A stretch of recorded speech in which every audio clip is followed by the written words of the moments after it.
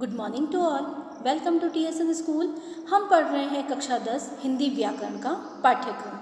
आज का हमारा विषय है मुहावरा और आज इस कक्षा में हम मुहावरे से संबंधित जानकारी प्राप्त करेंगे। सबसे पहले हिंदी में मुहावरे किन्हें कहा जाता है।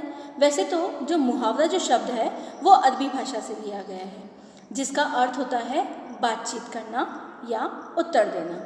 ठीक है, लेकिन अब आप कहेंगे कि मुहावरा आखिर में है क्या। तो मुहावरा क्या है? एक वाक्यांश है, वाक्य का एक अंश है जिसका साधारण अर्थ छोड़कर हम एक विशेष अर्थ व्यक्त करते हैं, उसे ही हम मुहावरा कहते हैं। अब इसकी एक परिभाषा जान लेते हैं। ऐसे वाक्यांश जो सामान्य अर्थ का बोध न कराकर किसी विलक्षण अर्थ की प्रतीति कराएं, मुहावरा कहलाता है। अब ये थोड़ी जो परिभाषा है थोड़ी सी कठिन डिफ़िकल्ट हो गई, तो हम साधारण अर्थों में जान लेते हैं। मुहावरा किसी भाषा में आने वाला वह वाक्यांश है। वाक्यांश मतलब वाक्य का अंश जो अपने शाब्दिक अर्थ को ना बताकर किसी विशेष अर्थ को बताता है। ठीक है ना, साधारण अर्थ को छोड़कर किसी विशेष अर्थ को व्यक्त करता है या विशेष अर्थ बताता हो, वह मुहावरा कहलाता है। और इस मुहावरे से हम हमारी भाषा को और अत्यधिक रोचक बना सकते हैं, आकर्षक बना सकते हैं और हमारी भाषा को बहुत ही प्रासंगिक भी बना सकते हैं।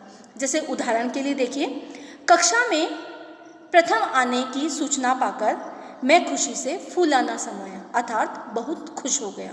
अब उदाहरण के तौर पर देखिए, हमने क्या देखा कि कक्षा में प्रथम आने की सूचना पाकर मैं खुशी से फूलाना समाया। फूला मतलब फूलना थोड़ी ना होता है, फूलना मतलब ये होता है बहुत खुश हो जाना। ठीक है, अत्यधिक खुश हो जाना। मतलब मैं कक्षा में इतना प्रथम मतलब ऐसे प्रथम आया, मतलब क्लास में प्रथम आया कि मैं खुशी से फूल गया। फूलाना से मतलब मुझे बहुत ज़्यादा खुशी हुई, बहुत खुश हो जाना। आया समझ में?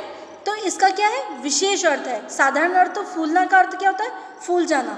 ठीक है, जैसे हम गुब्बारा या बलून फुलाते हैं तो उसमें हवा भर देते हैं, वैसा फूलना नहीं, खुशी से बहुत ज़्यादा खुश हो जाना, फूल जाना। दूसरा उदाहरण देखिए, केवल हवाई किले बनाने का काम नहीं, हवाई किले बनाने से काम नहीं चलता, मेहनत भी करनी पड़ती है, अर्थात कल्पना में खोए रहना। अब यहाँ पर जो दूसरा उदाहरण है उसके आधार पर हम जानेंगे कि केवल हवाई किले मतलब हवा में बातें नहीं कर सकते, केवल डींगे नहीं हाँकना है। अगर आप मेहनत नहीं करोगे तो आपका कोई भी काम सफल नहीं होगा, आप किसी में भी सफलता प्राप्त नहीं कर पाओगे। आप कह दो कि मैं 10th में 80%, 90% है ना, 99% या 95% ऐसा कुछ ले आऊँ, तो हवाई किले बनाने से काम नहीं चलता है। जब तक आप अपने सिलेबस को पढ़ोगे नहीं, उसमें मेहनत नहीं करोगे, तो केवल कल्पनाओं में खोए रहने से आप प्रथम नहीं आ सकते हो। ठीक है ना, तो यहाँ पर हवाई किले बनाना मतलब डींगे हाँकना, बहुत लंबी चौड़ी बातें करना, कल्पना में ही खोए रहना, है ना। तो इस तरह से कार्य नहीं होता। मतलब इस बात को कहकर हमने हमारी भाषा को और अत्यधिक रोचक बना दिया है। अब मुहावरे की कुछ और विशेषताएं जान लेते हैं हम। एक दो उदाहरण और बताइए, जैसे अपनी खिचड़ी अलग पकाना। ठीक है, सामान्य अर्थ में तो क्या हुआ, अपना खाना अलग, मतलब खिचड़ी का अर्थ क्या होता है, मतलब अपने लिए खाना बनाना, अलग से खाना बनाना। लेकिन अगर इसका विशेष अर्थ अगर हम जाने तो वह व्यक्ति जो मिलजुल कर नहीं रहता हो, अपनी अपनी खिचड़ी अलग पका रहा है, मतलब अपना कार्य स्वयं कर रहा है, अलग थलग रह रहा है, मिलजुल कर किसी के साथ नहीं रहता हो, तो वह उसका विशेष अर्थ हुआ। ठीक है ना, इस प्रकार से हम मुहावरे के विशेष अर्थ के आधार पर मुहावरों की पहचान कर सकते हैं। अब मुहावरे की विशेषता क्या होती है? मुहावरे का प्रयोग वाक्य के प्रसंग में होता है, अलग नहीं। मतलब वाक्य है, मुहावरा क्या है? वाक्य का एक अंश है। ठीक है, क्या कहा जा रहा है कि मुहावरा जो है वह वाक्य का एक अंश है। वाक्य पूरा वाक्य नहीं है, लेकिन सारे वाक्यांश मुहावरे नहीं होते हैं। ठीक है ना, कहा जा रहा है कि जो वाक्यांश होते हैं सभी वाक्यांश मुहावरे नहीं हो सकते, लेकिन जो मुहावरे हैं वो वाक्यांश हैं। आया समझ में? जो मुहावरे हैं वो तो वाक्यांश हैं, लेकिन हर कोई वाक्यांश मुहावरा नहीं हो सकता। मतलब वाक्य का अगर कोई भी अंश ले लिया जाए और कह दिया जाए कि ये मुहावरा है, तो वो सही नहीं है। लेकिन अगर कोई मुहावरा है तो उसको हम कह सकते हैं कि वह वाक्यांश है। और मुहावरे का प्रयोग वाक्य के प्रसंग में, मतलब वाक्य के साथ ही किया जाता है। आपने देखा होगा जब मुहावरा आता है तो उसका पहले तो आपको अर्थ प्रकट करना होता है, उसके बाद उसका वाक्य प्रयोग करना पड़ता है। तो वाक्य प्रयोग करना मतलब उस मुहावरे को उस वाक्य के अंदर रखना, उस मुहावरे को उस वाक्य में फिट करना। वो वाक्य का अंश हुआ, उस वाक्य का प्रसंग मतलब वाक्य का एक हिस्सा है मुहावरा, अलग नहीं है। जैसे कोई कहे कि पेट काटना, तो इससे कोई विशेष अर्थ प्रकट नहीं होता है, लेकिन जब आप इसको वाक्य में प्रयोग करेंगे तभी इसका विशेष अर्थ प्रकट हो। पेट काटने का अर्थ तो हम कुछ भी ले सकते हैं कि चाकू से हमने पेट को काट दिया, ठीक है ना, लेकिन जब इसका एक विशेष अर्थ होगा, कोई भी विपरीत अर्थ ले सकता है अगर सिर्फ खाली मुहावरे को हम पढ़ें तो, है ना। इसके अगर हम इसको वाक्य में प्रयोग करें तो हमने कहा मैंने पेट काटकर अपने लड़के को पढ़ाया। पेट काटना बड़ा मतलब बहुत मेहनत करके मैंने अपने लड़के को पढ़ाया, तो वाक्य में इसका अर्थ हुआ तो हम एक संकेत और सुंदरता और एक लयता प्राप्त हो जाती है, मतलब एक विशेष अर्थ हमें मिल जाता है जब यही मुहावरा वाक्य में प्रयुक्त होता है। समझ में आया कि वाक्य का प्रसंग है मुहावरा, मतलब वाक्य का एक अंश है मुहावरा, इसीलिए इसे वाक्यांश कहा जाता है, वाक्य का एक छोटा सा अंश। लेकिन अगर मुहावरे को अलग से हम देखें तो उसके हम अलग अलग अर्थ निकाल सकते हैं। जब तक हम उसको वाक्य में प्रयोग नहीं करेंगे तब तक हम उसके संकेत को, उसके विशेष अर्थ को समझ नहीं पाएंगे। दूसरा विशेषता देखिए इसकी दूसरी, मुहावरा अपना असली रूप कभी नहीं बदलता, अर्थात उसे पर्यायवाची शब्दों में परिवर्तित नहीं किया जा सकता। आया समझ में कि मुहावरा जो है वो अपने असली रूप को कभी नहीं बदलता। जैसे मैंने एक उदाहरण दिया, अकल का दुश्मन, ठीक है, अकल का पर्यायवाची बुद्धि भी हो सकता है, दुश्मन का पर्यायवाची शत्रु भी हो सकता है। लेकिन अगर मैं कहूँ बुद्धि का शत्रु तो ये कोई मुहावरा नहीं होगा, ठीक है ना। तो यानी ये अपना असली रूप कभी नहीं बदलता। अकल का दुश्मन तो वह मुहावरा अकल का दुश्मन ही होगा, पर्यायवाची शब्दों में वह कभी भी परिवर्तित नहीं होगा। जैसे कमर टूटना यानी बेसहारा होना एक मुहावरा है, लेकिन इसके स्थान पर कमर टूटने के पर्यायवाची शब्द कटिभंग जैसे शब्द प्रयोग में गलत होंगे।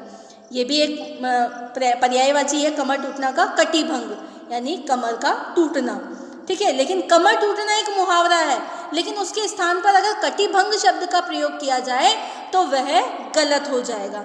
जैसे मैंने आपको बताया अकल का दुश्मन, ठीक है ना, यानी बुद्धि भ्रष्ट होना, लेकिन मैं अकल की जगह अगर बुद्धि का प्रयोग करूं, दुश्मन की जगह शत्रु का प्रयोग करूं, तो फिर वह मुहावरा नहीं रहेगा। यानी मुहावरा अपने असली रूप में ही रहता है, उसे और दूसरे शब्दों में हम परिवर्तित नहीं कर सकते, चाहे उसका अर्थ वो का वही आ रहा हो। जैसे पर्यायवाची शब्द क्या होते हैं, समानार्थी शब्द ही है, समान अर्थों वाले शब्द ही है, लेकिन हम उसे उस रूप में परिवर्तित नहीं कर सकते। क्लियर हुए दोनों विशेषताएं।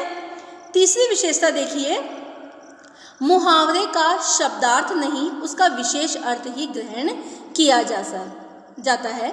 जैसे खिचड़ी पकाना, ये दोनों शब्द जब मुहावरे के रूप में प्रयुक्त होंगे तब इसका शब्दार्थ नहीं लिया जाता, लेकिन वाक्य में जब इन शब्दों का प्रयोग होता है तब विशेष अर्थ होगा गुप्त रूप से सलाह करना, ठीक है। यानी क्या कहा जा रहा है कि शब्द का अर्थ ना लेकर इसका विशेष अर्थ प्रयोग किया। शब्द का अर्थ खिचड़ी पकाना मतलब खाना बनाना, खिचड़ी बनाना, ठीक है, लेकिन अगर इसका शब्दार्थ ना लेकर हम इसका एक विशेष अर्थ प्रयोग में लाएं, मुहावरे के रूप में इसका प्रयोग करें, तो इसका एक विशेष अर्थ क्या होगा, गुप्त रूप से सलाह करना। मतलब दो व्यक्ति आपस में बातचीत करके अपनी खिचड़ी पका रहे हैं, ठीक है ना, तो अपनी खिचड़ी पर मतलब गुप्त रूप से दो व्यक्ति आपस में सलाह कर रहे हैं।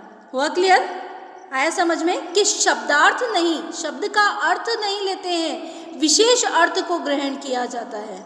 जैसे लाल पीला होना, ठीक है ना, लाल पीला होना इसका अर्थ क्या होगा, गुस्सा होना, लेकिन जब हम इसका वाक्य में प्रयोग करेंगे तो यही करेंगे, पिताजी मोहन को देखकर लाल पीले हो गए।